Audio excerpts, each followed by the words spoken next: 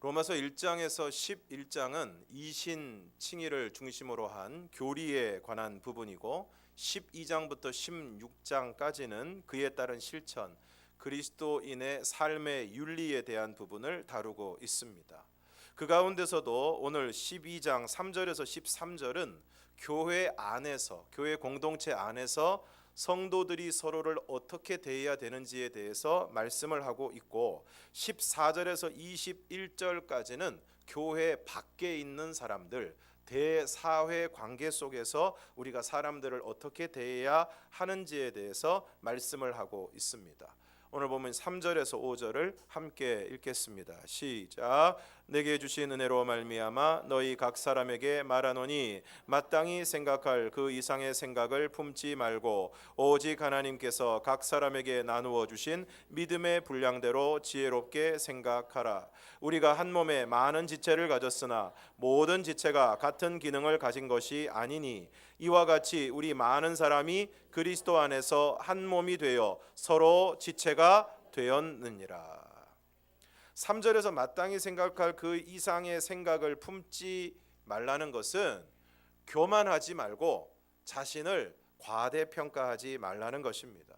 그리고 오직 하나님께서 각 사람에게 주신 믿음의 분량대로 지혜롭게 생각하라고 말씀하고 있는데 이것은 결국 자신을 과대평가하는 교만을 경계하고 겸손하라는 것입니다. 흔히 사람들은 자기 잘난 맛으로 살아간다고 하는데 어느 정도 자신에 대한 건강한 자존감을 가지는 것은 필요한 것입니다. 그러나 이것이 지나쳐서 자기 자신을 지나치게 대단한 존재로 여기면서 다른 사람들을 무시하고 함부로 대한다면 당연하게도 다른 사람과의 관계에서 문제가 생기게 되는 것입니다. 그래서 사람들은 잘난 척하는 사람들을 싫어합니다. 그 사람이 정말로 잘난 사람이라고 해도 싫어하고 사실은 별로 잘난 것이 없는데도 잘난 척하는 것은 더 견디기가 힘든 것입니다. 그래서 훌륭한 사람임에도 불구하고 진심으로 자기를 낮추는 겸손한 사람을 좋아합니다. 오늘 여러분은 어떤 사람입니까? 그러면서 이어지는 4절과 5절에서 교회 안에서의 성도들의 관계를 이야기하고 있는데 4절과 5절을 다시 한번 읽겠습니다. 시작.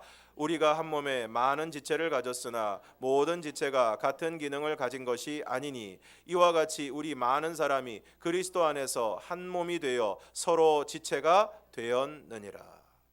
무엇이라고 말씀하고 있습니까?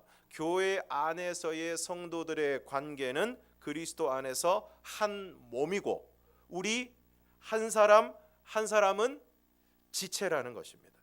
옆에 있는 분들에게 한번 말씀해 주시기를 바랍니다. 우리는 한 몸입니다.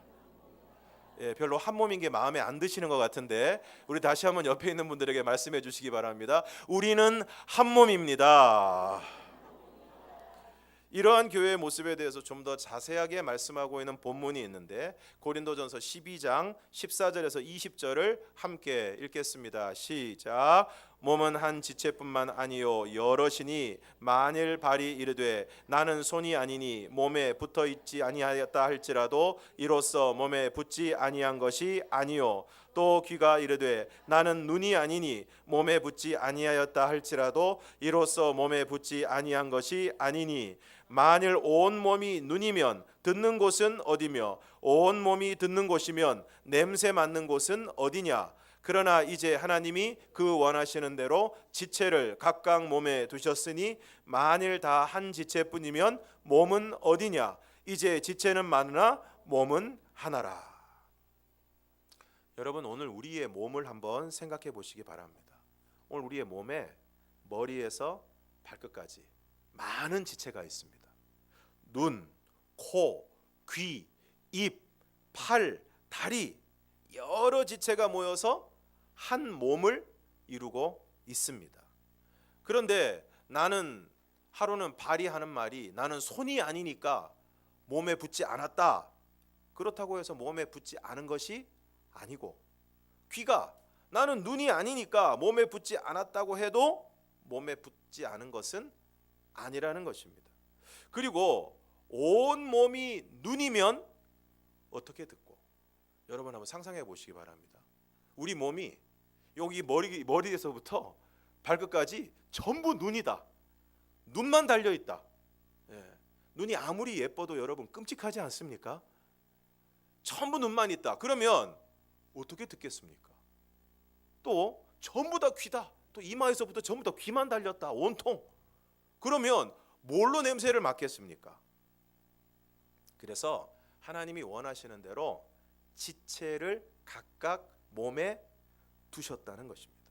참 신기하게도 눈도 주시고 코도 주시고 입도 주시고 귀도 주시고 또 모든 손과 발을 비롯해서 필요한 모든 지체들을 몸 안에 적절하게 우리에게 허락해 주셨다는 것입니다. 그래서 지체가 많이 있지만 그 모든 것이 모여서 한 몸을 이룬다는 것입니다. 고린도전서 12장 21절에서 27절을 함께 읽겠습니다. 시작. 눈이 손더러 내가 너를 쓸 데가 없다 하거나 또한 머리가 발더러 내가 너를 쓸 데가 없다 하지 못하리라. 그뿐 아니라 더 약하게 보이는 몸의 지체가 도리어 요긴하고 우리의 몸에 덜 귀히 여기는 그것들을 더욱 귀한 것들로 입혀주며 우리의 아름답지 못한 지체는 더욱 아름다운 것을 얻느니라. 그런즉 우리의 아름다운 지체는 그럴 필요가 없느니라. 오직 하나님이 몸을 고르게 하여 부족한 지체에게 귀중함을 더하사 몸 가운데서 분쟁이 없고 오직 여러 지체가 서로 같이 돌보게 하셨느니라. 만일 한 지체가 고통을 받으면 모든 지체가 함께 고통을 받고 한 지체가 영광을 얻으면 모든 지체가 함께 즐거워하느니라. 너희는 그리스도의 몸이요 지체의 각 부분이라. 눈이 손을 보고 야 너는 쓸 데가 없어. 머리가 발을 보고 야 너는 쓸 데가 없어. 이렇게 이야기할 수가 없다는 것입니다. 뿐만 아니라 더 약하게 보이는 몸의 지체가 도리어 요긴하다는 것입니다. 성경학자들은 여기서 나오는 더 약하게 보이는 몸의 지체를 눈과 같이 작고 정교한 기관들이나 혹은 눈에 보이지 않는 심장, 폐, 간 등과 같이 쉽게 눈에 띄지 않는 기관들을 지칭한다고 이야기를 하고 있습니다. 몸 전체에 비하면 눈은 참 작습니다. 작은 부분을 차지하고 있습니다. 그리고 약합니다. 하지만 이 눈이 우리의 몸에 얼마나 요긴한지 모릅니다. 눈이 상하거나 눈이 약해지면 모든 것이 어두워지는 것입니다. 흐려지는 것입니다. 이 눈이 작지만 그리고 한 부분에 이렇게 들어가 있지만 이 눈이 우리의 몸에 얼마나 요긴한지 모릅니다. 뿐만 아니라 우리의 눈에 보이지 않는 이 내장 기관들 아파 보면 그게 얼마나 귀한 것인가를 우리가 너무나도 뼈저리게 알게 되는 것입니다. 심장이 얼마나 귀합니까? 간이 얼마나 귀합니까? 소화기관이 위가 얼마나 귀합니까? 그런 것들을 우리가 알게 된다는 것입니다. 그리고 24절 하반절에서 25절 말씀을 보면 오직 하나님이 몸을 고르게 하여 부족한 지체에게 귀중함을 더하사 몸 가운데서 분쟁이 없고 오직 여러 지체가 서로 같이 돌보게 하셨다고 말씀하고 있습니다. 만약에 여러분 우리의 몸이 하루는 팔이 생각을 해보니까 내가 맨날 숟가락질 젓가락질 해가지고 입에다가 밥을 자꾸 떠먹여주고 맛있는 반찬도 먹여주고 국수도 먹여주고 계속 먹여주는데 생각해보니까 나는 맨날 떠먹여주기만 하고 입만 좋은 짓을 시킨단 말이죠. 그래서 하루는 결심을 했습니다. 내 요놈 오늘 하루는 내가 너한테 하나도 안 갖다 주겠다. 그래가지고 팔이 파업을 했어요. 팔이 그날 하루 파업을 해가지고 그 입에다가 밥을 하나도 안 집어넣었습니다. 그러면 입만 고생일까요? 한나절만 지나면 어떻게 될까요? 팔의 힘이 쭉 빠지고 온몸의 기운이 빠집니다. 온몸의 기운이 빠집니다. 저 같은 사람은 한 끼만 굶어도 삶의 회의가 듭니다. 그렇기 때문에 입에다가 넣어주지 않는다고 해서 팔에 유익이 있는 것도 아니고 만약에 몸에 분쟁이 생겨서 만약에 손이 자기 뺨을 막 때린다거나 어떤 분들은 막 화나시면 자기 머리 때리고 자기 뺨을 때리시는 분들이 있으신데 자기 가슴도 막 치시고 이런 분들이 있으신데 그렇게 몸이 자기 몸을 서로 상해하고 서로 분쟁하고 다투고 자해하고 그렇게 되면 그 몸이 설 수 있겠습니까? 그 몸이 건강할 수 있겠습니까? 그 몸이 지탱할 수 있겠습니까? 그래서 오늘 하나님께서 몸을 고르게 하여 부족한 지체에게 귀중함을 더하시고 몸 가운데서 분쟁이 없고 오직 여러 지체가 서로 같이 돌보게 하셨다고 말씀하고 있습니다. 그러므로 오늘 우리는 그리스도 안에서 한 몸임을, 그리고 한 몸을 이루는 지체임을 기억하고 서로가 서로를 돌봐주어야 하는 것입니다. 로마서 12장 6절에서 8절을 함께 읽겠습니다. 시작. 우리에게 주신 은혜대로 받은 은사가 각각 다르니 혹 예언이면 믿음의 분수대로, 혹 섬기는 일이면 섬기는 일로, 혹 가르치는 자면 가르치는 일로, 혹 위로하는 자면 위로하는 일로, 구제하는 자는 성실함으로, 다스리는 자는 부지런함으로, 긍휼을 베푸는 자는 즐거움으로 할 것이니라. 무슨 말씀입니까? 하나님이 주신 은사를 따라, 성령이 주신 은사를 따라 각기 주어진 일을 잘 감당할 때 서로가 서로를 잘 돌볼 수 있고 한 몸인 교회가 든든히 설 수 있다는 것입니다. 여러분, 어떤 몸이 건강한 몸입니까? 우리의 몸의 모든 지체가 각기 맡은 기능을 잘할 때 건강한 몸입니다. 눈은 눈의 기능을 잘하고, 손은 손의 기능을 잘하고, 발은 발의 기능을 잘할 때 그것이 바로 건강한 몸입니다. 또 연약한 지체가 있을 때 그 연약함을 도와서 설 때 그 몸이 건강하게 되는 것입니다. 마찬가지로 교회도 교회를 이루는 지체들인 우리 성도들이 또 교회의 일꾼들이, 그리고 직분자들이, 직임을 맡은 자들이 각각 맡은 자리에서 여러분의 역할과 사명과 해야 될 모든 일들을 은사를 따라 성실하게 충성스럽게 잘 감당하게 될 때 그 교회가 든든히 서고 건강한 교회가 될 줄로 믿습니다. 만약에 좀 전에 말씀드린 것처럼 팔이 파업을 한다거나 몸의 어떤 부분에 기능에 고장이 생겨서 어떤 부분에 병이 들어서 그것이 제대로 기능하지 못하면 우리의 몸은 당연히 어려움을 겪게 됩니다. 교회도 마찬가지입니다.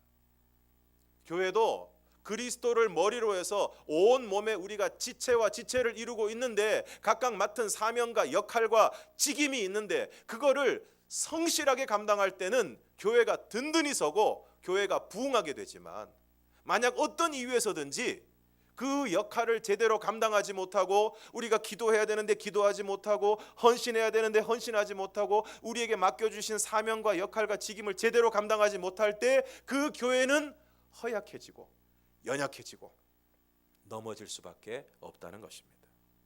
간절히 바라기는 특별히 올 한 해 우리 교회 안에 있는 모든 한 몸을 이루는 지체된 저와 여러분이 여러분에게 맡겨주신 직분과 직임과 사명과 역할을 잘 감당함으로 올 한 해 우리 동일교회가 건강하고 든든하게 서갈 수 있기를 주님의 이름으로 축원합니다.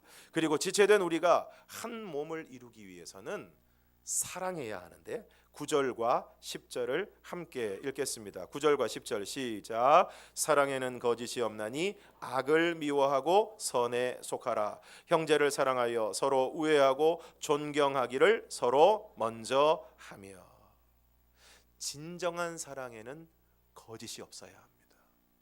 전에 한번 떠들썩했던 한 연예인이 어떤 분과 결혼을 했는데 굉장히 부유한 사업가라고 생각해서 또 그렇게 믿고 결혼을 했는데 나중에 알고 보니까 전혀 그런 사업가도 아니고 전혀 그런 가문도 가족도 아니고 심지어는 이름도 가짜로 쓰고 있었다.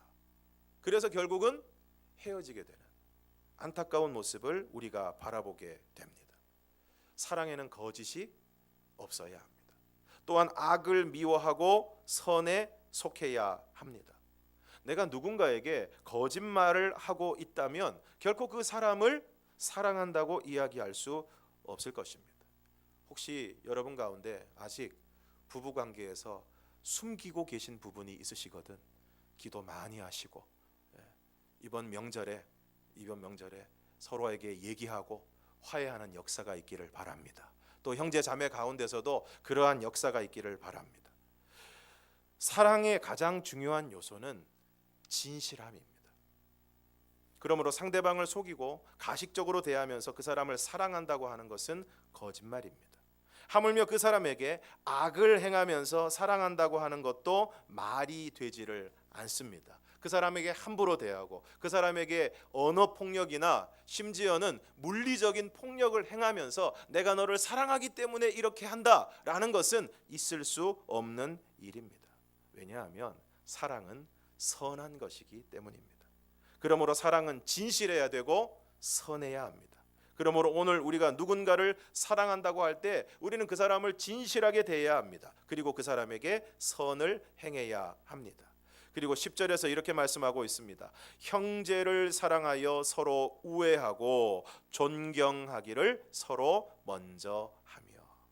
형제를 사랑하여 서로 우애하고를 좀 더 정확하게 번역하면 형제애를 방편으로 하여 서로 알뜰히 사랑하고 라고 번역할 수 있는데, 이것은 오늘 우리가 사랑하기 위해서는 형제애, 오늘 우리가 서로가 서로를 형제로 여기고 사랑하는 사랑이 필요하다는 것입니다. 이것을 앞부분에서는 우리 많은 사람이 그리스도 안에서 한 몸이 되어 서로 지체가 되었다고 표현을 했습니다. 같은 맥락에서 오늘 우리는 한 몸이고 한 형제입니다. 우리 옆에 있는 분들에게 한번 말씀해 주시기 바랍니다. 우리는 한 형제입니다. 아니 목사님, 성도 다르고 가문도 다르고 본도 다른데 어떻게 형제입니까? 오늘 여러분, 저와 여러분이 한 형제임을 제가 확인시켜 드리겠습니다. 오늘 우리 모두가 하나님을 누구라고 부르고 있습니까? 아버지라고 부르고 있죠. 하나님을 전부 아버지. 혹시 여러분 가운데 하나님 삼촌, 하나님 고모부 이렇게 부르시는 분 계십니까? 한 분도 없으시리라 믿습니다. 하나님은 우리의 아버지가 되십니다. 오늘 우리 모두에게는 예수 그리스도를 믿음으로 하나님과 우리 사이에 죄의 담을 허무시고 하나님은 우리의 아버지가 되시고 오늘 우리는 하나님의 자녀가 된 줄로 믿습니다. 그러므로 하나님을 한 아버지로 모시는 오늘 저와 여러분은 모두 하나님의 자녀이고 하나님의 자녀인 우리 모두는 서로에게 형제와 자매가 되는 줄로 믿습니다. 다시 한번 옆에 있는 분들에게 혹시 마음에 들지 않더라도 이렇게 말씀해 주시기 바랍니다. 우리는 하나님을 한 아버지로 모신 형제입니다. 혹시 마음에 안 들어서 약하게 하신 거 아니죠? 길어서 약하게 하신 거죠. 그러므로 그러한 형제를 바탕으로 해서 우리가 서로 우애하고 존경하기를 먼저 하라는 것입니다. 여기서 우애한다라는 원어의 뜻은 입으로만 사랑하는 것이 아니라 그냥 보이기 위해서, 보여주기 위한 대충의 사랑이 아니라 정말 가족처럼 알뜰하게 정성을 들이고 힘을 들여서 성심성의껏 성실하게 헌신적으로 사랑하라는 것입니다. 정말 가족처럼, 아니 가족으로, 형제로, 구체적으로, 마음으로 다해서 사랑하라는 것입니다.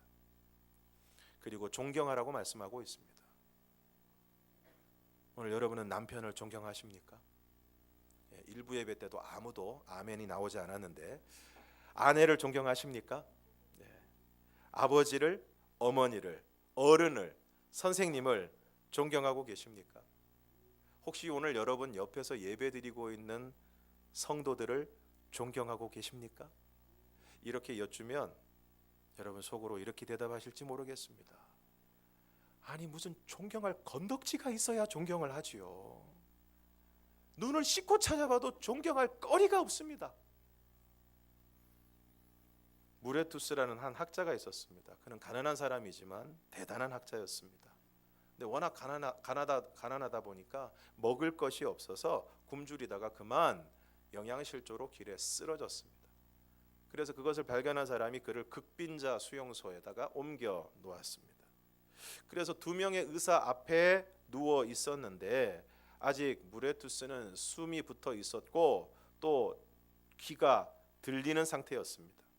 근데 이 의사들이 앞에 데려온 이 환자가 무식한 노숙자이겠거니 생각을 하고 자기들끼리 당시 서민들은 잘 알지 못하는 라틴어로 자기들끼리 쑥덕대기 시작했습니다. 아이 쓰레기 같은 놈 이거 또 치료해야 되나? 갖다 버리지. 치료해서 살려놓으면 뭐해? 사람 노릇도 못하는데 말이야. 그때 무레투스가 그 얘기를 알아듣고 벌떡 일어나서 라틴어로 말했습니다. 이보시오, 어떤 사람이 무가치하다고 말할 수 있습니까? 그리스도께서 그를 위하여 죽으셨습니다. 그리스도가 그를 위하여 죽으셨는데 어찌 그 사람을 무가치하다고 멸시하고 평가할 수 있습니까? 그것은 바로 그를 만드신 하나님을 멸시하는 것입니다. 그렇습니다. 오늘 우리가 알게 모르게 무시하고 멸시하는 그 사람은 그리스도께서 위하여 죽으신 존귀한 하나님의 자녀입니다. 그리고 우리의 형제입니다. 여러분, 형제가 어떤 관계입니까? 다른 사람들이 다 손가락질하고 무시해도 적어도 우리만큼은 사랑하고 용납하고 받아주어야 할 사람들입니다.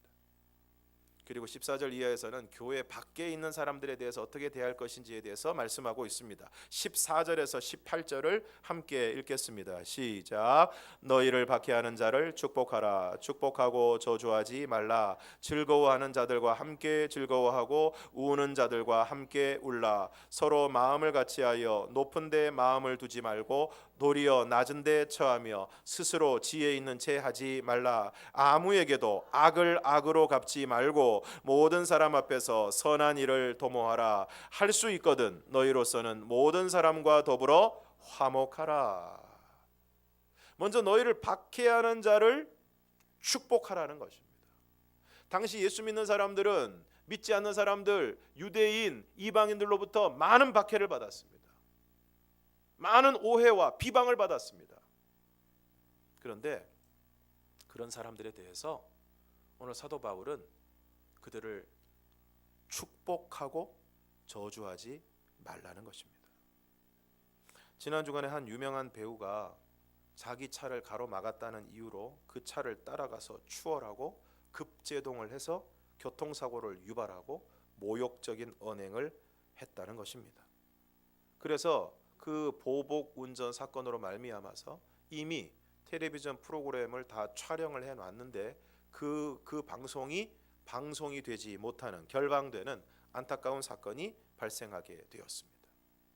그런데 여러분, 솔직하게 대부분의 사람들이 이렇지 않습니까? 이런 심정이지 않습니까? 이렇게 실천까지는 안 하더라도 마음은 그렇지 않습니까? 내가 당했다는 생각이 들면 어떻습니까? 갚아주고 싶습니다. 그냥 갚아주고 싶은 것이 아니라 10배, 100배로 갚아주고 싶은 것입니다. 그래서 영화나 드라마 가운데서 자주 등장하고 사람들의 인기를 끌고 시청률이 높은 드라마는 주로 복수를 내용으로 하는 것들입니다.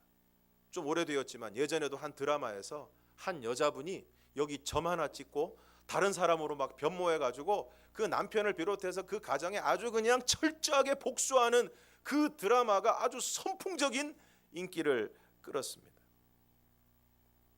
그러한 영화나 드라마를 보고 있으면 어떻습니까? 죄송하지만 속이 시원합니다. 속이 시원합니다. 왜 그렇습니까? 나도 그렇게 하고 싶기 때문에 그렇습니다. 나도 저렇게 하고 싶다. 나를 괴롭히는 사람들, 나를 힘들게 하는 사람들, 나를 못 살게 구는 사람들, 나를 무시한 사람들, 나를 멸시한 사람들, 나도 그냥 본때를 한번 보여주고 싶다. 갚아주고 싶다. 갚아주고 싶다. 그런데 오늘 성경은 우리에게 뭐라고 말씀하고 있습니까? 너희를 박해하는 자를 축복하라. 아니, 참는 것도 어려운데 축복을 하라니요. 그리고 17절에서 이렇게 말씀하고 있습니다. 17절을 함께 읽겠습니다. 시작. 아무에게도 악을 악으로 갚지 말고 모든 사람 앞에서 선한 일을 도모하라. 아무에게도, 그 어떤 사람에게도 악을 악으로 갚지 말고. 여러분, 악을 악으로 갚으면 어떻게 될까요? 악이 더 성하게 됩니다. 그야말로 불난 곳에 기름을 붓는 격입니다. 복수하면 어떻게 될까요? 복수가 복수를 낳고 아이 싸움이 어른 싸움 되고 집안 싸움이 동네 싸움이 되어서 다 망하는 것입니다. 그래서 오늘 성경은 아무에게도 악을 악으로 갚지 말고 모든 사람 앞에서 선한 일을 도모하라고 말씀하시는 것입니다. 그리고 18절에서 할 수 있거든 너희로서는 모든 사람과 더불어 화목하라고 말씀하고 있습니다. 그런데 여러분, 이 말씀을 들으면서 혹시 여러분 마음에 떠오르는 사람이 있을 수 있습니다. 내가 다른 사람은 몰라도 그 사람만큼은. 이럴 때는 사람이라고 하면 안 되고 또 인간이라고 얘기되죠. 다른 사람은 몰라도 내가 그 인간만큼은 용서할 수 없다. 근데 그 사람하고는 화해할 생각이 없다. 화해할 생각이 없다. 그런 사람이 있을 수 있습니다. 그런데 오늘 성경에서 할 수 있는 대로 모든 사람이라고 말씀하신 것은 어떤 의미이겠습니까? 바로 그런 사람까지 포함해서 모든 사람. 바로 그 사람과 화목하라는 것입니다. 이제 명절을 맞아서 고향에 내려가거나 혹은 가족들이 올라와서 가족과 형제와 친척들을 만나게 되실 텐데, 혹시 그분들 가운데 이전에 있었던 어떤 사건 때문에나 아니면 관계적인 문제 때문에 용서하지 못하고 화목하지 못한 분, 좀 더 정확하게 적나라하게 표현하면 별로 만나고 싶지 않은 사람, 보고 싶지 않은 사람, 그런 사람이 있다면 그분과 화목하라는 것입니다. 교회에서, 일터에서, 동네에서 그런 사람이 있으면 그런 사람과 화목하라는 것입니다. 그러면서 이렇게 말씀하십니다. 19절과 20절을 함께 읽겠습니다. 시작. 내 사랑하는 자들아, 너희가 친히 원수를 갚지 말고 하나님의 진노하심에 맡기라. 기록되었으되 원수 갚는 것이 내게 있으니 내가 갚으리라고 주께서 말씀하시니라. 내 원수가 줄이거든 먹이고 목마르거든 마시게 하라. 그리함으로 내가 숯불을 그 머리에 쌓아 놓으리라. 오늘 사도 바울은 사랑하는 마음으로 로마에 있는 성도들에게, 그리고 오늘 우리들에게 권면하고 있습니다. 너희가 친히 원수를 갚지 말고 하나님의 진노하심에 맡기라는 것입니다. 왜냐하면 원수 갚는 일은 하나님의 일이기 때문입니다. 원수 갚는 것이 내게 있으니 내가 갚으리라. 오늘 하나님께서는 본문을 통해서 우리에게 두 가지를 하지 말라고 말씀하고 있습니다. 첫째, 저주하지 말라는 것입니다. 화가 난다고 해서 그 인간 그냥 가다가 콱 코가 깨졌으면 좋겠다, 뭐 이런 거 하지 말라는 것입니다. 너 잘 되나 내가 두고 본다, 뭐 이런 얘기 하지 말라는 것입니다. 그리고 친히 원수를 갚지 말라는 것입니다. 그래서 다윗은 두 번이나 사울을 죽일 수 있는 결정적인 기회가 왔음에도 불구하고 그것이 여호와께서 금하시는 것이라고 하면서 친히 원수를 갚지 않았습니다. 사무엘상 26장 9절에서 11절을 함께 읽겠습니다. 시작. 다윗이 아비새에게 이르되 죽이지 말라. 누구든지 손을 들어 여호와의 기름 부음 받은 자를 치면 죄가 없겠느냐 하고, 다윗이 또 이르되 여호와께서 살아계심을 두고 맹세하노니 여호와께서 그를 치시리니 혹은 죽을 날이 이르거나 또는 전장에 나가서 망하리라. 내가 손을 들어 여호와의 기름 부음 받은 자를 치는 것을 여호와께서 금하시나니 너는 그의 머리 곁에 있는 창과 물병만 가지고 가자 하고. 이 다윗이 사울 왕에게 무려 10년이 넘게 쫓겨다녔습니다. 아니, 경찰 한두 명이 쫓아다녀도 이게 너무 괴로운데, 왕이, 그 나라의 왕이 군사를 끌고 다윗 한 사람을 잡겠다고 온 나라를 산지사방을 다니고 있는 그 일을 무려 10년이 넘게 겪었습니다. 얼마나 괴로웠을까요? 아니, 밥을 제대로 먹겠습니까? 아니, 무엇보다 잠을 자겠습니까? 언제 들이닥칠지 모르는데. 그걸 여러분 10년이 넘게 겪었다고 생각을 해보십시오. 솔직한 심정이 어떻습니까? 그 사람 정말 죽이고 싶지 않겠습니까? 그 사람 없애버리고 싶지 않겠습니까? 결정적인 기회가 왔습니다. 동굴에 숨어 있는데 사울 왕이 그 동굴로 기어 들어왔어요. 결정적인 찬스예요. 그리고 옆에 있는 부하들이 하나님이 주신 기회입니다. 다윗 죽이지 마라. 한 번은 또 그 진영에 들어갔는데 아이 세상에 그 진영의 군인들이 얼마나 숙면을 하셨으면 그 중간까지 들어가는데도 한 사람도 안 깼어요. 사울 주변에 있는 그 사람들도 한 사람도 안 깼어요. 좀 전에 얘기했던 그 아비새가 이렇게 얘기합니다. 한 번에 끝내겠습니다. 이 아비새는 창을 잘 쓰는 사람이에요. 한 번에 제가 급소를 찔러서 한 번에 끝내겠습니다. 그때도 다윗이 뭐라고 얘기합니까? 죽이지 마라. 여호와의 기름 부음 받은 자를 손대는 것을 하나님이 기뻐하시지 않는다. 창과 물병만 가지고 가자. 그리고 뭐라고 얘기합니까? 여호와께서 그를 치시리니 혹시 죽을 날이 이르거나 또는 전장에 가서 망하리라. 다윗의 고백대로 되었습니다. 그런데 이처럼 원수를 갚지 말라는 것에 그치지 않고 오늘 본문에서는 한 걸음 더 나아가고 있습니다. 20절을 함께 읽겠습니다. 시작. 내 원수가 줄이거든 먹이고 목마르거든 마시게 하라. 그리함으로 내가 숯불을 그 머리에 쌓아 놓으리라. 원수가 뭘 먹으려고 하면 그것도 뺏어야 되는데, 물 마시려고 하면 그것도 뺏어야 될 판인데, 아니 세상에 배가 고프면 먹이라는 것입니다. 목이 마르면 마시게 하라는 것입니다. 그리함으로 내가 숯불을 그 머리 위에 쌓아두는 것이다. 여기에 대해서 몇 가지 견해가 있는데 그 가운데서 애굽의 풍습 가운데 어떤 사람이 자신의 죄를 회개하였음을 사람들에게 보이기 위해서 숯불을 담은 냄비를 머리에 이고 다니는 일이 있었는데 이 해석을 적용한다면 오늘 우리가 원수에게 오히려 호의를 베풀므로 말미암아서 그것으로 인해서 원수를 부끄럽게 하고 그것을 통해서 마침내 회개하게 하라는 것입니다. 그리고 오늘 21절에서 이렇게 말씀하고 있습니다. 21절 함께 읽겠습니다. 시작. 악에게 지지 말고 선으로 악을 이기라. 여러분, 저는 오늘 12장 21절 말씀을 우리 모두의 마음에 꼭 새길 수 있기를 바랍니다.